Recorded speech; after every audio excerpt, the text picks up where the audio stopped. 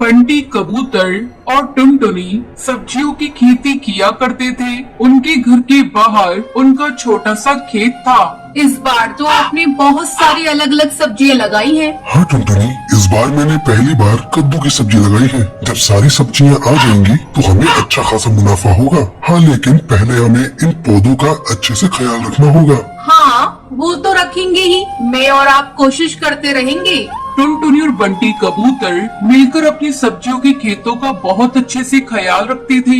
उनके खेत ही उन दोनों की कमाई का जरिया थे। धीरे धीरे उनके पौधों में सब्जियां लग गई। ये देखकर वो दोनों बेहद खुश थे।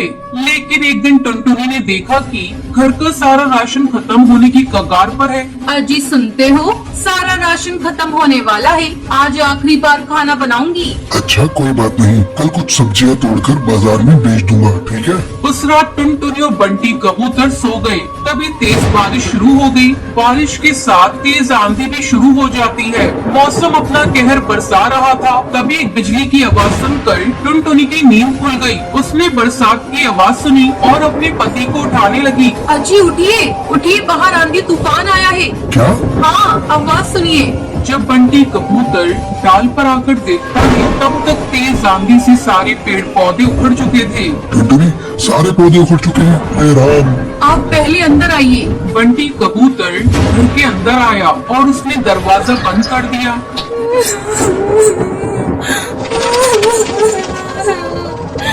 हे राम, अब हमारा क्या होगा? घर में तो राशन भी नहीं है। अब हमें भूखा रहना होगा। हे भगवान, तूने सारी मेहनत बेकार कर दी। अब मैं क्या करूं? अब क्या होगा? रो मत टुनटुनी, कुछ न कुछ जरूर होगा, लेकिन हमें भूखे मरने की नौबत नहीं आएगी। मौसम की मार से उनके सारे पौधे खराब हो चुके थे। ये सोचकर वो दोनों परेशान थे और सुबह हुई और मौसम का कहर रुक गया। आंधियां बंद हो गयी। फिर टुनटुनी और बंटी कबूतर अपने खेत में आए। यहाँ तो सब कुछ तितर बितर हो चुका है, सिवाय इस कद्दू के। तभी उनकी नजरों के सामने एक बड़ा सा कद्दू चमक रहा था। मैं सोच रही हूँ इसे बेचकर ज्यादा पैसे तो नहीं मिलेंगे। क्यों ना हम इसे घर में ही रखें। कम से कम इसकी सब्जी बनाकर कुछ रोज हम दोनों का पेट तो भर सकता है। हाँ, तुम सही कह रही हो टुनटुनी, चलो इसे अंदर ले चलते हैं। बंटी कबूतर ने उस बड़े से कद्दू को उठा लिया और दोनों घर के अंदर चले गए। बंटी कबूतर ने कद्दू को रसोई में रख दिया। मुझे चाकू देना टुनटुनी। टुनटुनी ने बंटी कबूतर को चाकू दिया और जैसे ही बंटी कबूतर ने उस बड़े से कद्दू को चीरा तो उसमें से चिड़िया के बच्चे की रोने की आवाज आने लगी। ये क्या? आप आराम से चीरिए। बंटी कबूतर ने आराम से कद्दू को चीरा तो उसके अंदर उन्हें एक छोटी सी चिड़िया की बच्ची दिखी। है? ऊपर वाले कद्दू में ये बच्ची कैसे आ गई? ये कुदरत का करिश्मा है। हाँ, लगता है इसे भूख लगी है। इसके लिए थोड़ा दूध ले आऊं, पर घर में तो दूध भी नहीं है। एक काम करती हूँ, पड़ोस की हरी काकी से ले आती हूँ। जब तक आप इसे संभालिए। टुनटुनी दूध लेने पड़ोसन के घर चली गई और यहाँ बंटी कबूतर चिड़िया के बच्चे को देखने लगा। भला कद्दू के अंदर ये चिड़िया का बच्चा कैसे आ गया? लगता है ये कोई मामूली चिड़िया नहीं है, जरूर एक करिश्माई है। कुछ देर बाद टुनटुनी दूध लेकर आ गई। टुनटुनी ने जैसे ही बच्ची को दूध पिलाया वैसे ही उसके पंखों से सोने के सिक्कों की बारिश होने लगी। सोने के सिक्के देखकर बंटी कबूतर और टुनटुनी दोनों हैरानी में पड़ गए। कहीं ये ख्वाब तो नहीं? नहीं, ये सब हकीकत है। ये चिड़िया कोई आम चिड़िया नहीं है, ये जरूर कोई जादुई चिड़िया है। अब हमें क्या करना चाहिए?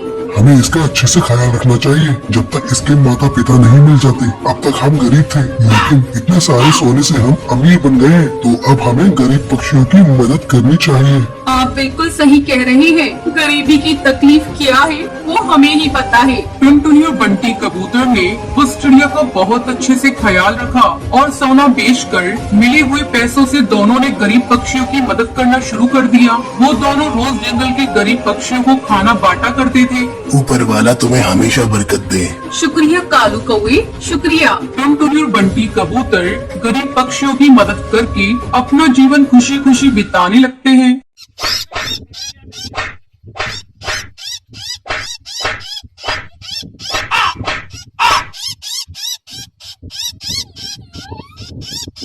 एक समय की बात है, सुंदरवन जंगल में टुनटुनी चिड़िया अपनी सौतेली बहन पिंकी चिड़िया और अपनी सौतेली माँ रानी चिड़िया के साथ रहा करती थी। टुनटुनी की माँ टूनी चिड़िया की मौत कुछ महीनों पहले एक सांप के काटने के कारण हो गई थी।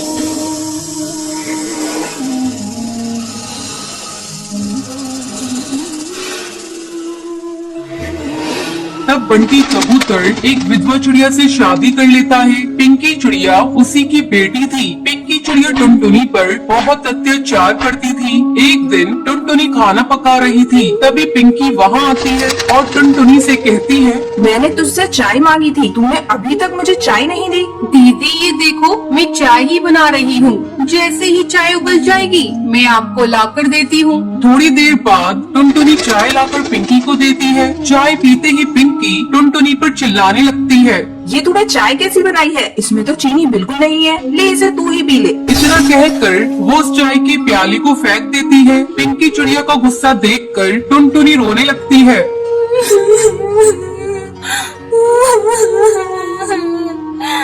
टुनटुनी की रोने की आवाज सुनकर रानी चिड़िया वहाँ आती है। तब टुनटुनी रोते हुए उससे कहती है,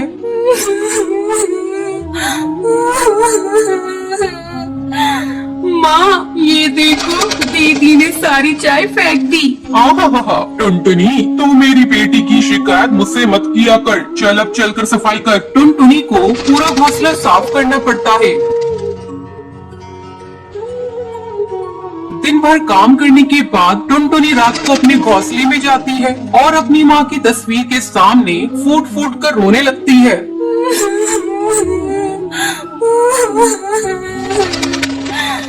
माँ तुम मुझे छोड़कर कहाँ चली गई? पिंकी चिड़िया मुझे बहुत सताती है। पापा भी अब मुझसे पहले की तरह प्यार नहीं करते।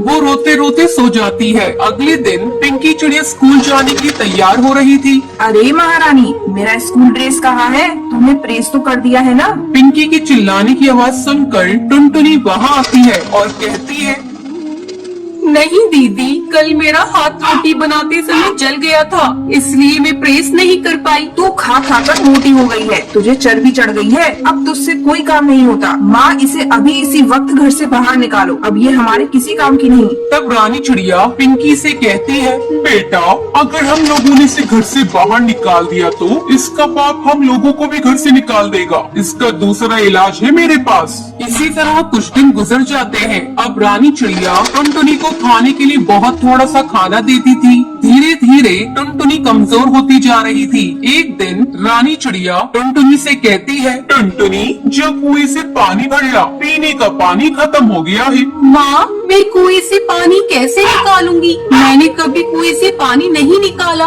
मैं कुएं में गिर जाऊंगी। तू डरती क्यों है? तेरे साथ पिंकी चिड़िया भी जा रही है। हिम्मत करके टुनटुनी पानी भरने के लिए कुएं पर जाती है। जैसे ही वो कुएं से पानी निकालने लगती है, पिंकी चिड़िया उसे कुएं में धक्का देने के लिए जाती है। पिंकी चिड़िया का बैलेंस बिगड़ जाता है और वो कुएं में गिर जाती है। मुझे बचाओ, मैं डूब जाऊंगी। मुझे बचा ले टुनटुनी, मैंने तुझ पर बहुत अत्याचार किए हैं टुनटुनी, मुझे माफ कर दे, मुझे बचा ले किसी तरह से। दीदी तुम चिंता मत करो, ये रस्सी जल्दी से लो और ऊपर आ जाओ। पिंकी चिड़िया रस्सी पकड़कर कुएं से बाहर आ जाती है। उस दिन के बाद से दोनों बहनें खुशी खुशी रहने लगती हैं।